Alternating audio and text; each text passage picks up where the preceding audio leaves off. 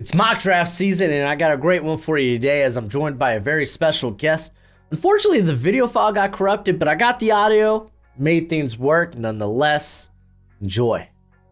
I am here with Tampa Trey himself, Trevor Sikkema of PFF, co-host of the NFL Stock Exchange. Great work over there. I'll leave it in the description if you want to go check it out if you haven't already. I mean, you're missing out then. Just missing out. But hey, Trev, how you doing today, man? I'm doing great, my friend. It must be draft season because we're getting to link up again here to do a mock draft. So I'm excited to be able to do this again with you. Yeah, man, I'm stoked. I can't wait for this Monday when we actually know who's going to be in the draft for sure. Yes. For me, trying to put together the PFF draft guide, like that will be nice to officially know everybody who is in this draft. Oh yeah. Oh, I can't wait for that. That's always a nice, beautiful beast. Like you and Dane Brugler, man. I just love those draft guides. Thank you, man. Appreciate it. Oh, easy breezy. You're gonna be taking the odds today, so you're gonna start with the Bears. You can enjoy the Bears fans in the comment section. I don't want to do that anymore. All right. Okay. So are we kicking off? You want me to just start? Yeah. You know what? Send it. Okay. So Connor and I over at the NFL Stock Exchange podcast, we just did an episode where we fixed the Chicago Bears. We're doing a series where we're kind of like fixing some of the bad right? teams. Yeah, we did. So we took a deep dive into their whole situation and we got into the Fields discussion. Ultimately, even though Fields is playing some of his best ball of his career, to me, it is still a risk. He has still not shown the consistency to be a full-time, long-term starting caliber quarterback. That's not to say he doesn't have the talent level to be a starter, but what I'm saying is it's still a risk. There are still things that he needs to improve to get to that point. Well, if you're going to risk it anyways, I'm going to risk it with a new rookie quarterback as talented as Caleb Williams is and reset the rookie contract window for them so they can team build around Caleb Williams, because I think the Ryan Poles in that organization are doing a lot of good things. And if they reset that quarterback rookie contract window, that's going to be a big aid for them. So I am going with Caleb Williams here at number one. Nice. Quick question. Do you want to anticipate where Fields goes just to kind of help this draft? I feel as though he's probably going to go for like a day 2 pick. And I keep coming back to like Atlanta, I think makes a ton of sense. I always go back to Atlanta. I feel like Atlanta would make a ton of sense for them, especially with Atlanta picking at number 8. If they're not trading up to go get one of Drake May or Caleb Williams, getting Justin Fields for a 2nd or 3rd round pick, whatever he's going to end up going for. I think that that's a strong possibility. I think New England can be as well, knowing that they're sitting at number 3. If they're looking on the outside of Caleb Williams and Drake May, maybe they go for a guy like Justin Fields. I'll kind of leave it to you. Those are the 2 teams that I always think of when it comes to potential landing spots. So I would say either the Falcons or the Patriots here would get Justin Fields. Yeah, I kind of always lean the Falcons. I mean, they just have all that firepower, and you just feel like you're a quarterback away. Right. The defense has come together in parts. Still got to get a pass rush, but I mean, you could do that in this draft, and Fields isn't going to cost you that 1st rounder. So, yeah, let's just go ahead. Let's say Fields is a Falcon for the sake of this draft. Okay. All right, Washington, new regime, new quarterback. We're going to go to the North Carolina well once again. RIP Sam Howell. One of my favorites in that draft, but rough down the stretch. It's still crazy that he went in the 5th round. That was ridiculous. Oh, yeah, he should have never went in the 5th round. Should have went way higher than that. And I think he showed that this year. Yeah, I think he was like my QB 1 or 2 in that class, too. Yeah. So, but I'm going to go with Drake May. Once again, going to be his successor. Get that organization going in the right direction, hopefully. But, man, so many coaches gone. Like, I know. Surprising ones, too, right? Like, Vrabel being out, Pete Carroll being out. Yeah, we knew that Belichick's probably wasn't going to be New England's head coach, but like even when the news came out, it's hard to read it on a screen and be like, "Wow, this is for real now." So like Ron Rivera out, like I agree, man. It's been a crazy carousel so far. Yeah, Bill Belichick, I treated like it was like the greatest trick the devil ever pulled was making me think he didn't exist. So until he was gone, I wasn't gonna believe it as a Dolphins fan. As a Dolphins fan, I can understand that. All right, so I'm up with the Patriots at 3. Yes. All right, so obviously I was going to say we don't know who the head coach is, but we actually do because we're recording this on Friday morning, and they hired Gerard Mayo to be their head coach, and that was kind of the coach in waiting for them. That's kind of what they wanted to do all along. Whenever Bill was going to be done, Mayo was going to take over. They love him in the building. So Mayo, obviously more of a defensive guy, got to kind of figure out the offensive side of things. But in previous mock drafts, I have gone Jaden Daniels here at number 3. But I'm actually going to go with best player available type of approach. What? And I am going to go with Marvin Harrison Jr. here at number 3. So that's something where, man, I've been scouting full time for about 7 years now. I've been doing it, casually kind of on my own long before then. But Harrison Jr. is going to be one of the highest graded prospects that I have. He's going to have one of the highest film grades that I have. There's not much this guy doesn't do at a good, great, or elite level. He's such a phenomenal prospect, and for how well-rounded he is, how impactful he could be, I'm going to go Marvin Harrison Jr. here at number 3. Yeah, I appreciate that. I thought I was going to have a cakewalk here at 4. So I was very disappointed when you went there. I was like, oh no. Now you actually gotta think about it. I know. We could go the tackle route. Was it Humphreys tore the ACL late in the year? But man, I really like Malik Neighbors, and he's awesome. I think I'm gonna send it there with Malik Neighbors. Or the Cardinals, you got Hollywood Brown's gonna be heading to free agency. And just grabbing more weapons. I mean, to be fair, there's decent options in free agency for if you want like just kind of a bridge guys like Tyron Smith. You got Trent Brown, Jermaine Illuminor. I'm pretty sure I butchered that last name, but you got it. Illuminor. Yeah, you got it. Yeah, okay, thank you. Appreciate that. I'm terrible with names. I'm terrible. But I'm gonna go with it. I'm gonna go with Neighbors. I'm gonna get that firepower. I don't think he's too far off from Harrison. Harrison wasn't in this class, we'd be talking about Neighbors like a top 5 pick. I agree with you completely. I got no reservations about Malik Neighbors going anywhere in the top 10 outside of those first 2 picks. Like those 2 teams at the top need quarterbacks, but every other spot, I'd be cool with Malik Neighbors because he is awesome. I really echo what you say, where if Marvin Harrison Jr. wasn't in this class, we'd be talking about him as a phenomenal wide receiver 1 himself. So the Chargers now at 5. I know Chargers fans love Malik Neighbors to go to them at number 5. Unfortunately, not available, not on the board. I actually, so I like the idea of drafting a tackle like Joel or Olufashanu and putting, one of those guys in the right tackle. And then you got Rashawn Slater left tackle. I like that idea.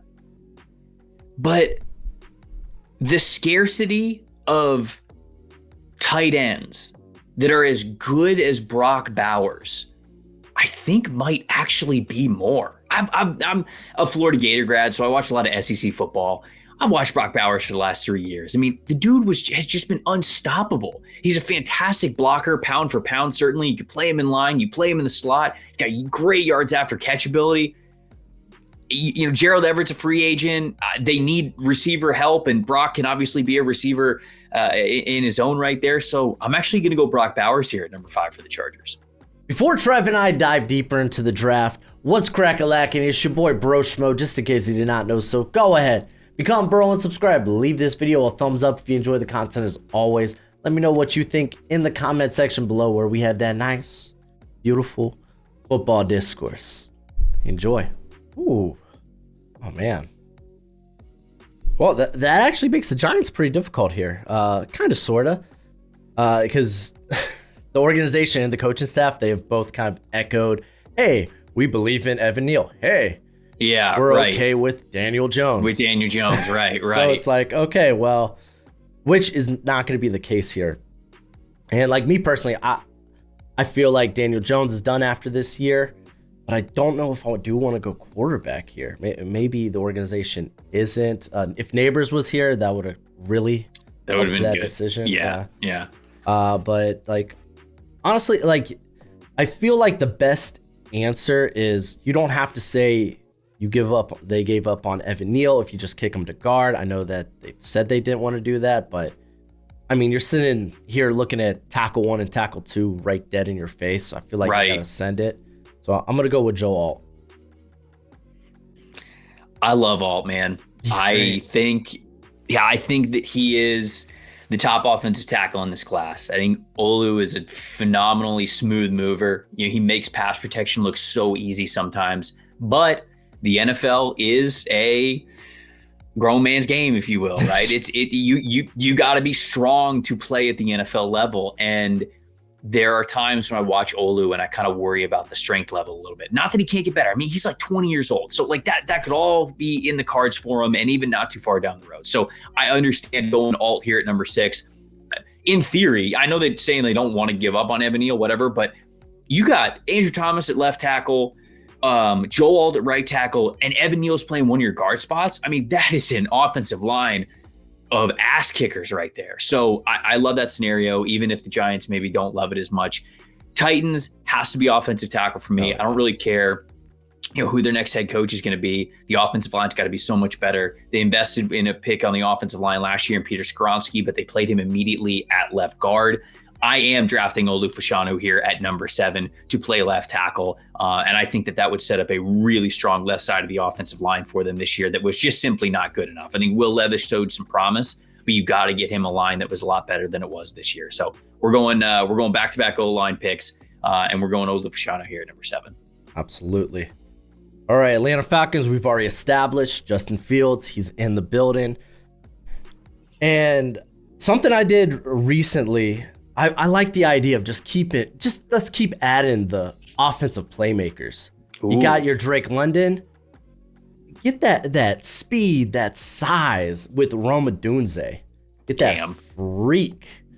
Opposite side. I mean, if you want to get a true 1-year evaluation of Justin Fields, yes, give him all the weapons. Yes, that would be Drake London, who I loved when he was coming out of the draft. Kyle Pitts, who's obviously an alien. I don't think has really hit his stride with usage the way that he needs to. You then have Rome Odunze and then Bijan Robinson out of the backfield with Justin Fields at quarterback. If they set this up and I played anybody in online at Madden and they went to the Atlanta Falcons, I'd just leave the lobby. I'd be like, we're not even starting this game. It's an unspoken rule. You're not allowed to use the Falcons. And so that'd be pretty sick if they did this. All right.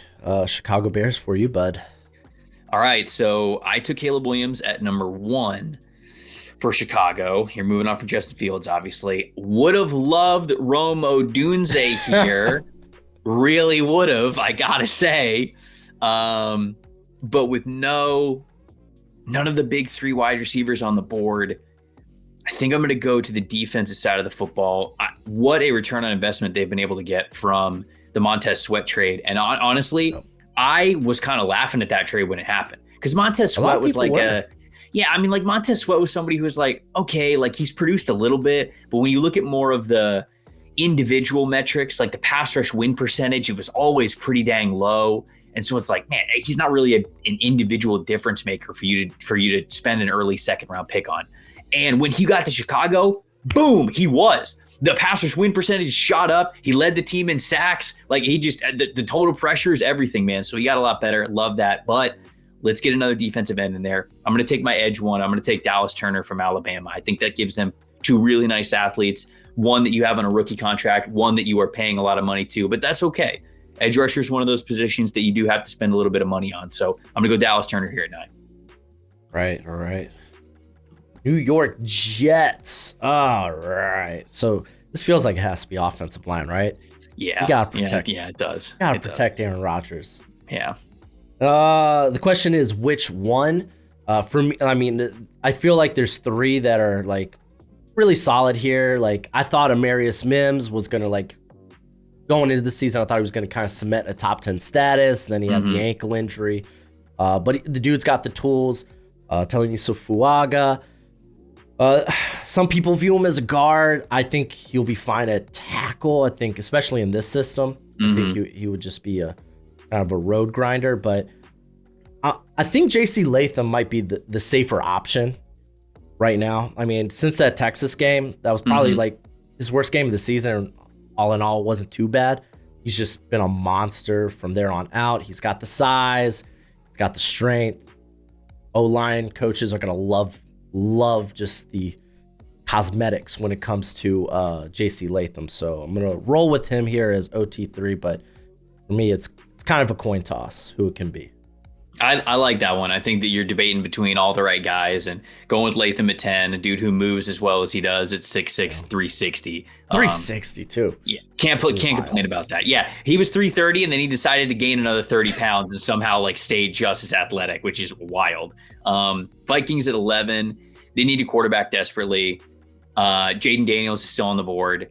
I think that this is the Jaden Daniels landing spot that we're going to have in this mock draft. I just love the idea of him getting to work with Kevin O'Connell. I love the dual threat ability, everything that you kind of bring to the table with RPO concepts and play actions, rollouts, like all that, man. It's just, you open so much of your playbook up when you have a guy who can do as much as Jaden Daniels does. And we certainly saw that this past year. So I'm going to have him going to the Vikings at 11. Yeah. Even if they do bring back Kirk Cousins, like, I feel like, sure. I mean, the value is just too good to pass up.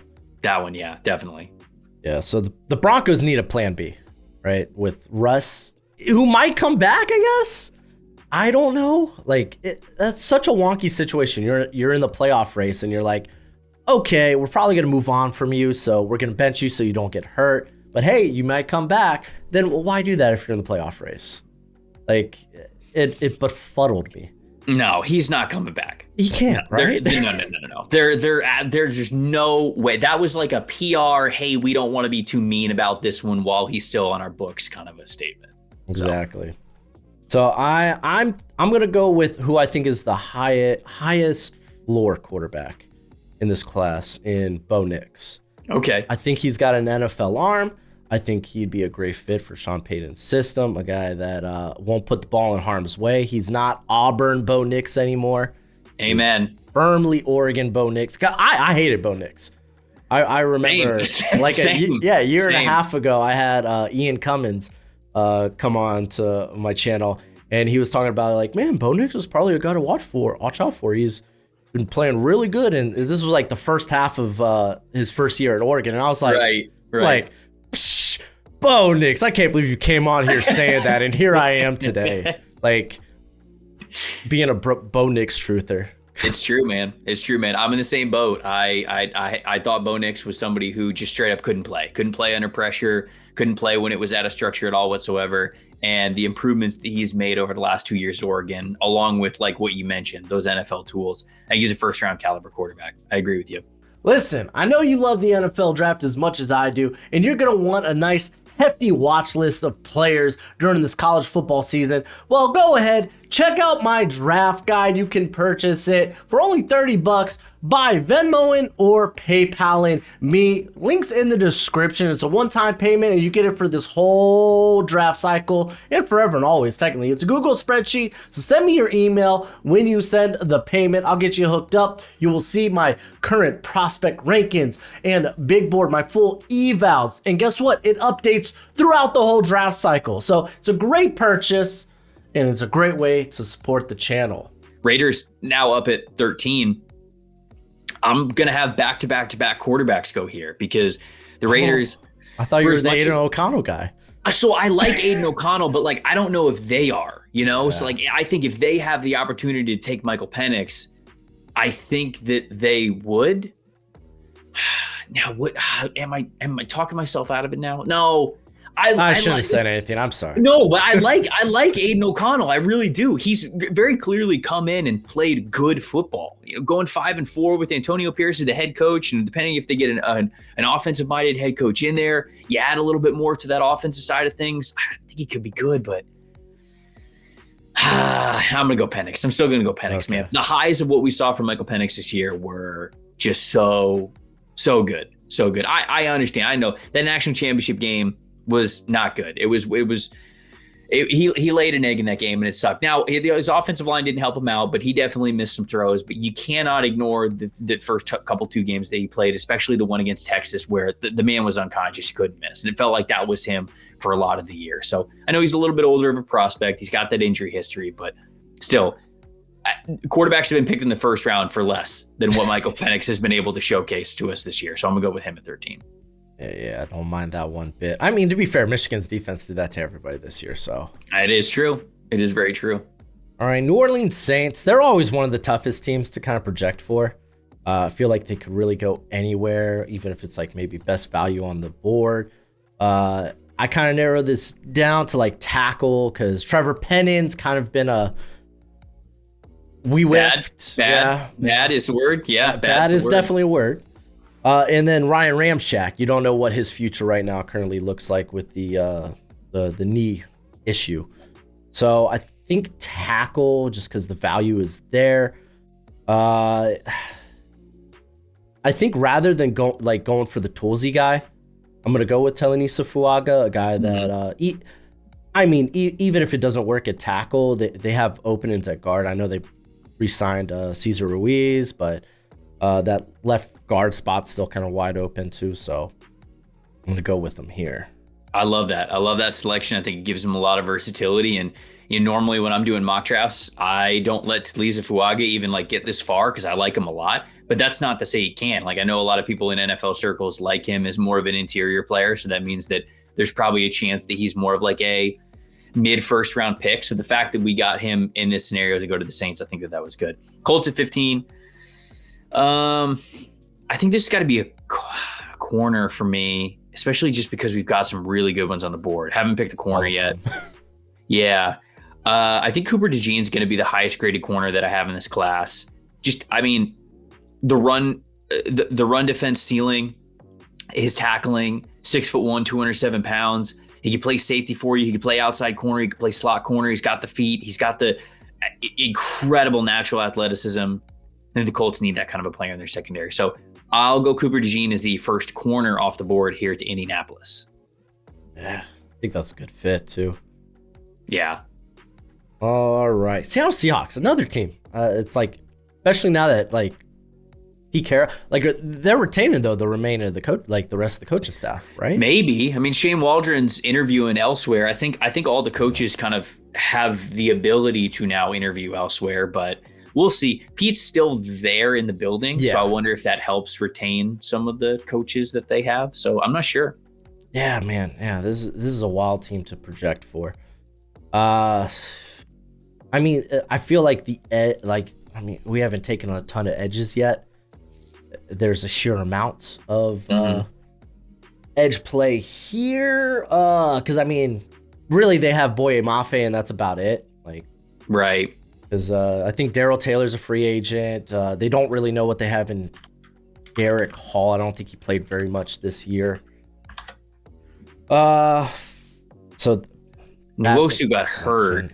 Like they have Nwosu. Oh yeah, he got hurt. He could be a cap casualty too. I think he only has 1 year left on his deal. Yeah, let me actually look that up. Yeah, can't confirm. I'm just speaking off the top of the dome right now. Let's see. He cap hit, dead cap.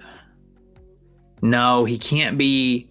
Not this upcoming year, but the year after you can move on from him. So he'll be on the team in 2024, but he'll be got a couple of years. He'll be 28. Yeah, but the cap hit shoots up in 2025. So either you're cutting him or you're totally restructuring his deal, I think, next year. All right. Well, I mean, you could still have edge. Like he's going to be 28 years old. I don't think he's going to be there for much longer than 2 years anyway. So. Yeah. I was just trying to look at other options that I might go here. Like, I think this would be too. Like, I know a lot of people like Fatanu, but I kind of like him outside of the top 20. Mm-hmm. So here, this would be a great trade down spot. There's just. I think Fountain could fit though. I think he'd be good for him. Yeah. Oh yeah. No, absolutely. This is kind of like the start of the range, but I do like him here. Yeah, but I think I'm gonna run it with edge. It's kind of been my go-to for them. I think I'll probably go with Liatu Latu. Okay. I'm assuming everything's gonna check out well with the neck. He's played 2 phenomenal years. He's very, very active against the run this year. Mm-hmm. Much better. So. Yeah. I don't know how far that guy can even fall. Like, He's so productive, man.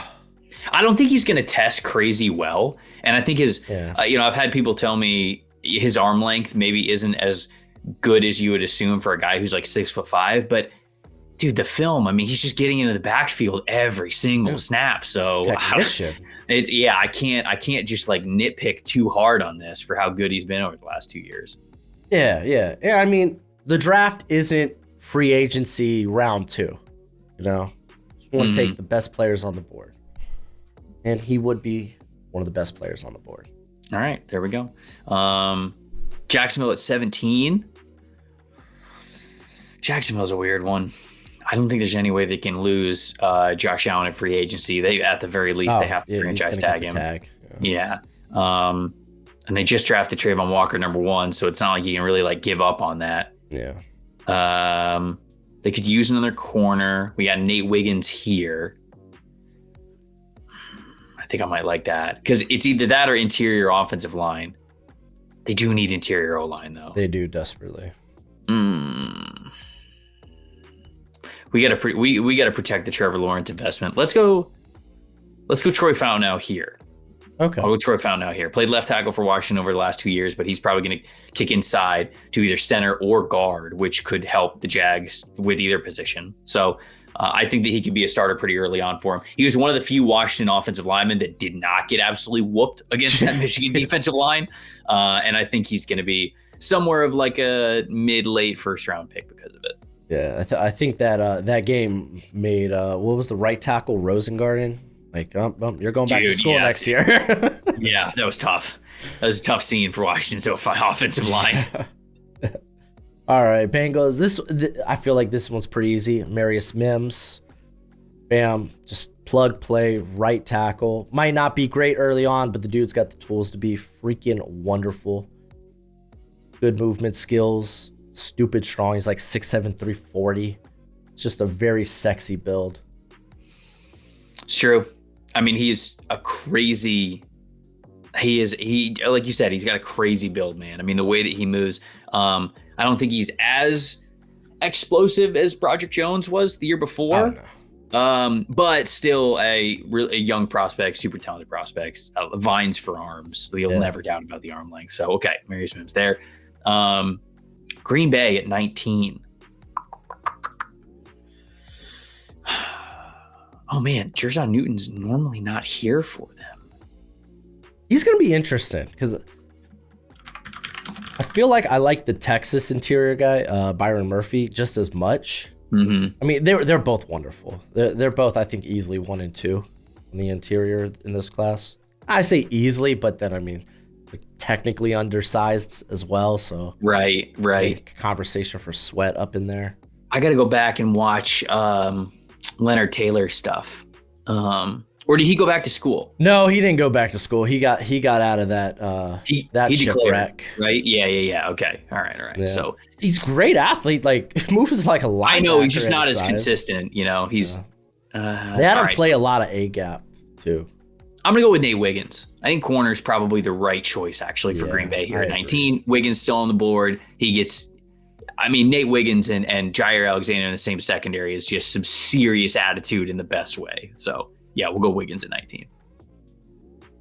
Hey, Tampa Bay Buccaneers. Let's get some outside pass rush with Jared Verse. I love Verse. Yes. Verse never lasts this long for me, normally. Absolute sucker for him. I think he's probably going to be my edge 1 or 2. I don't know. It kind of depends. He's 2 for me, but it was very close with him and Dallas Turner. Very close. Yeah. A lot of people like his back half of the season was phenomenal this year. It was like, yes, I remember that guy from 2022. He started slow, and I think people just kind of forgot about him. And I agree with you. He really came on in the second half of the season. All right, so first off the board there to the Bucks. Puts the Cardinals on the board at 21. You gave them Malik Neighbors, number 4, earlier in the draft. I think this is cornerback time. Oh man, the Johnny Newton is still here. Yeah, exactly. Yeah, he's their dude. This would be a phenomenal. If they can come away with Malik Neighbors and Jerzon Newton, I think that's huge. They need big time difference maker on the interior, and he's somebody to really cornerstone that defense, that Jonathan Gannon defense. So we're going Johnny Newton at 21. Right, I got the Rams. No tackles. I mean, because I always like looking for like a heir apparent at left tackle. I don't think Zach Thomas or Alaric Jackson are their future guys. The defense, I mean, with the way corners shaked out here, I think you could probably go with Kool-Aid or Terrion Arnold. Terrion Arnold has that inside-outside flexibility, but I'm a sucker for Kool-Aid. I do like Kool-Aid. I like grape Kool-Aid. I like strawberry Kool-Aid. I think I'll go with Kool-Aid.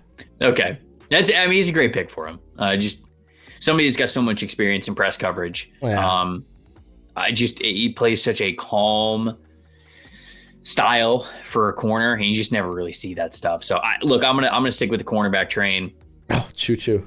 I think that the Steelers desperately need to get younger. Even with the Joey Porter Jr. pick at the beginning of the second round last year, their secondary room is it's just far too old right now. And playing corner in the NFL, it's a young man's game, if you will. Like you've got to be a top tier athlete to be able to play that position at a really high level. I think Terrion Arnold from Alabama has that. So we're going back to back Alabama corners here, and I think that this hits a major need for the Steelers that they got to address this offseason. Hey, I get my Miami Dolphins. Yay! Yeah, here we go. I was excited to read this one. Yeah, I always love going with the offensive line, but I mean, with all the injuries to the edge group, but I mean, they're going to be back next year, healthy, God willing. So I think I do have to go tackle. Yeah, I'm a big Jordan Morgan fan. Whether he ends up projecting as guard, cool. We need a left guard. Or the heir apparent to Armstead. That works for me as well. Big fan of Morgan. Love the movement skills. That'd be great for what system they got in place there. So I'll snag him here for the Dolphins. Fins up, baby. I think that's a good pick, man. He gives them a lot of versatility, and he'll be a starter for them, like you said, at one of those spots. Eagles at 25.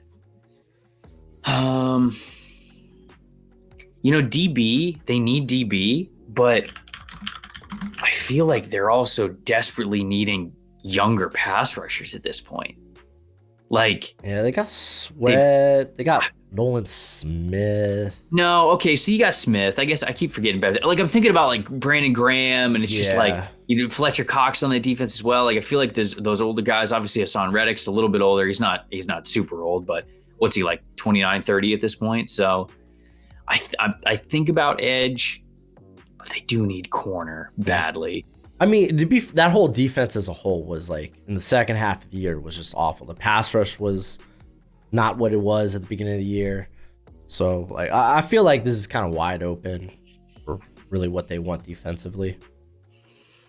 I'm gonna go a corner that I don't think is getting enough love right now, and that's Ennis Rakestraw Jr. from Missouri. I like him significantly more than I like his teammate. I don't mean that as a slight. I mean it just more of praise for Rakestraw. I think he plays the position super well. He's very smart. He's not like a come up and play press coverage against you. I kind of worry about the overall man coverage athleticism, but if you keep him in off coverage, if you play zone, if you're playing cover three, or if you're playing corners or quarters, he knows how to manipulate spacing. He knows how to bait quarterbacks. He knows how to play the position just really smart. So I'm going to go with Rakestraw Jr. here at 25. And the Eagles love SEC players, so I think this checks out for the trend as well. Yeah. I think he's going to test out really well, or at least like his high school testing times were like really good. That's good. So that's good.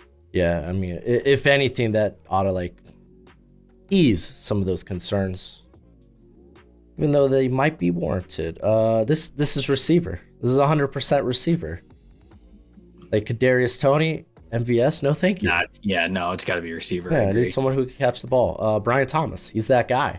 Easy, yep. Yeah, he was like one of the better, at least when the guys you're going to consider in this range, like Troy Franklin, Keon Coleman's got a lot of people that like him. Brian Thomas was the better contested catch guy this year. Dude's got bunnies. Like he's gonna have a great combine when it comes to like the vert and stuff. So he's good, man. He's good. All right. Houston Texans. So Nico Collins has been awesome this year, wide receiver. Noah Brown's a free agent. Tank Dell I love, but obviously out for the year. It sucks. Yeah. I kind of like Troy Franklin here. I don't think that's a bad option. Yeah, Troy Franklin or Tez Walker, one of those two guys. I was feel like that's sets so up happy a Tez got to really play nice this wide year. receiver group last year. Yeah, I think he's also going to be a monster at the combine. I think he's going to show up and be a crazy athlete. I'm really high on Walker. Like, I think he's a top 50 player.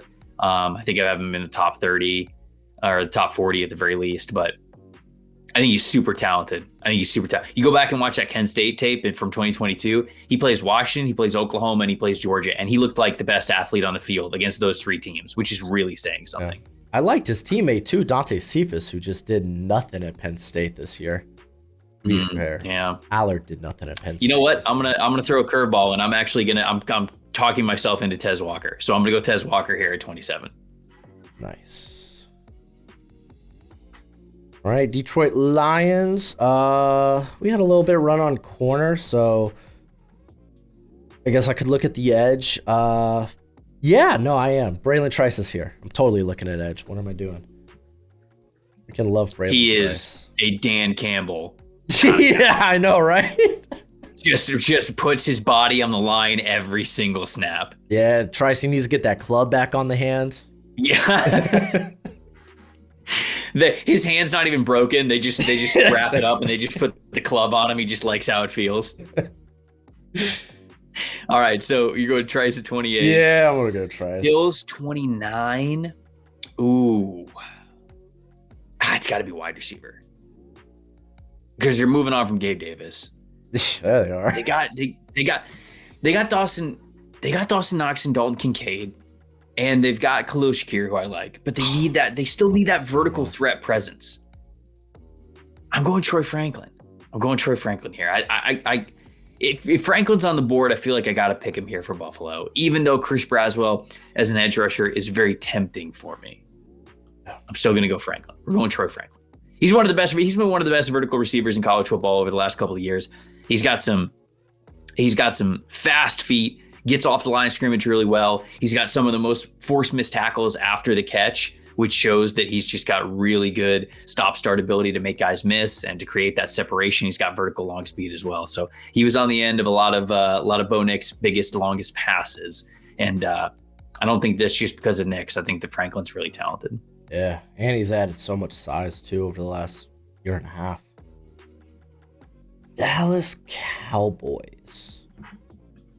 So I'm pretty high on this guy. I don't know if he ends up in the first round, but I love giving him a shout out here at the back end with Dallas needing a replacement at center if they don't bring back Tyler Biadasz. I'm gonna go with Jackson Powers Johnson. Let's go, baby. I love it. Dude, yeah, we always talk about centers at the back end, right? Last year we did with John Michael Schmitz and Joe Tippmann.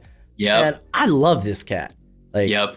Dude, anyone who just can bend, well, not necessarily grown men in college, but men against their will, sign me up. He's got great size for a center too. Like he's 6'3", so he's not too tall, right? That was kind of the worry with Tippmann last year. A lot of people were like, "Oh, look how big Tippmann is." It's like, all right, well, actually, 6'5", 6'6" is actually a little too big for a center. So Powers Johnson is about as big as you want. He's like 6'3", 320. He's super powerful. He's bullish against the run, man. I like the shout out. I don't know if he goes in the first round either, but I really like the shout out. I think he's could be a really good pick for Dallas. Yeah. Dallas is real wonky at the back end of the first round too. So O-line though, I think you're making the right call.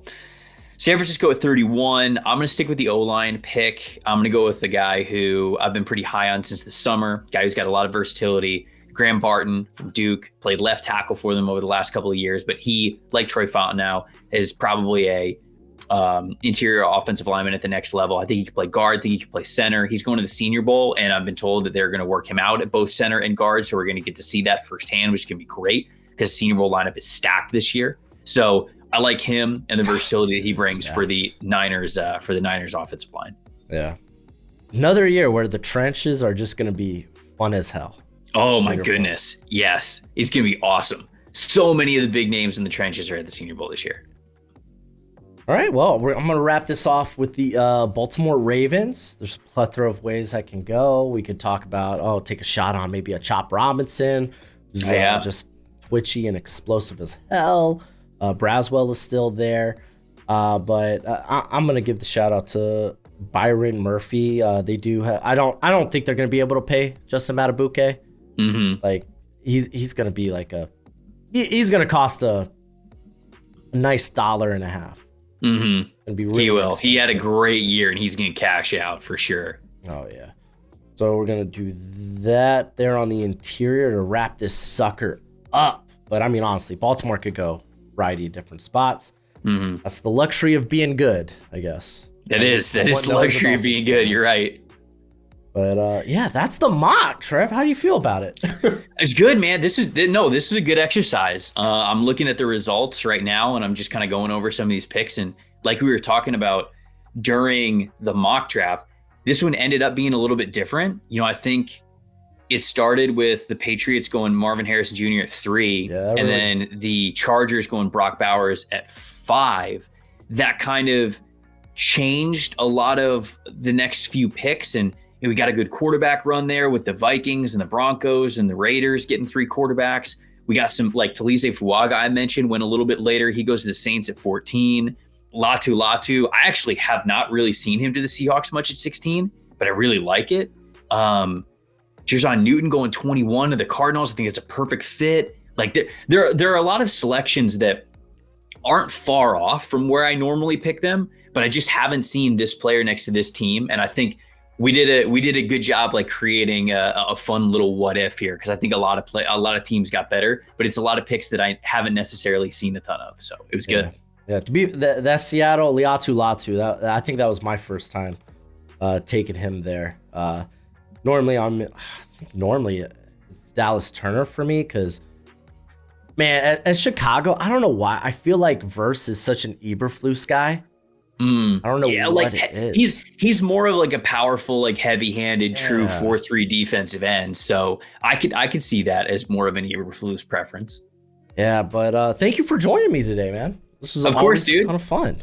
Yeah, no, this is great. I appreciate you having me back on. Like I said at the top of the show, man, you know it's draft season when I'm getting to come back on. So this is a blast. We'll have to do it again. We'll hopefully have to get you on the NFL Stock Exchange show too. Maybe we could do a little triple threat mock draft, me, you, and Connor. Yeah, that would definitely take some of the weight off the shoulders, not having to do 16 picks.